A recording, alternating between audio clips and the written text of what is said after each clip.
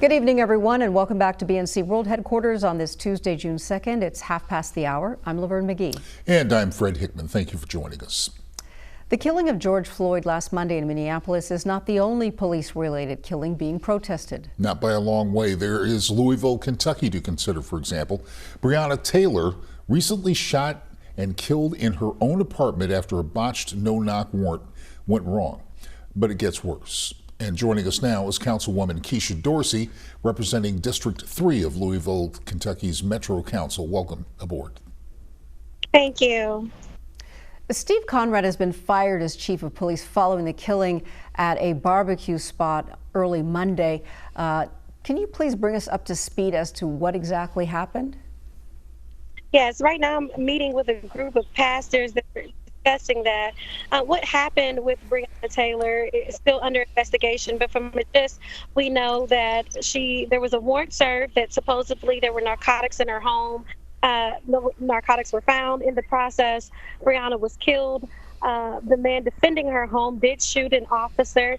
He was charged with attempted murder. Since then, he has been released with prejudice, so it can be refiled if more evidence is found.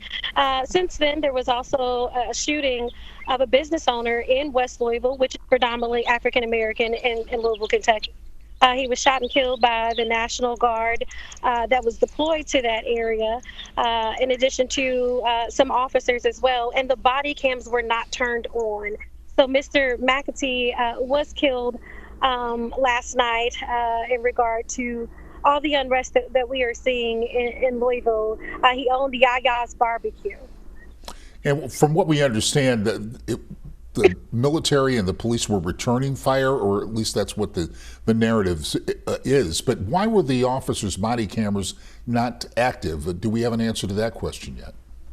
No, we don't, and that's what we're demanding to know, especially as council members.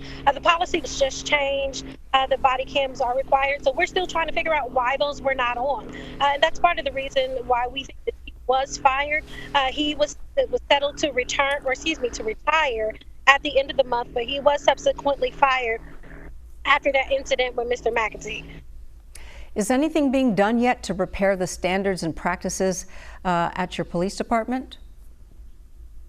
Oh, absolutely. So the Metro Council is moving very quickly to codify in ordinance those policies that were changed. And really what we're trying to understand is the root cause of this.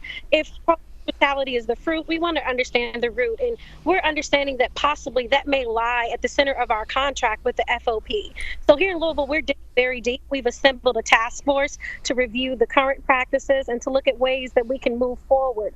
It's not a way that we are looking to do something very quickly, but we're looking for efficient, strategic manners in a timely sense. All right, Metro Councilwoman Keisha Dorsey of Louisville, Kentucky, thank you so much for joining us, and thank you for the update.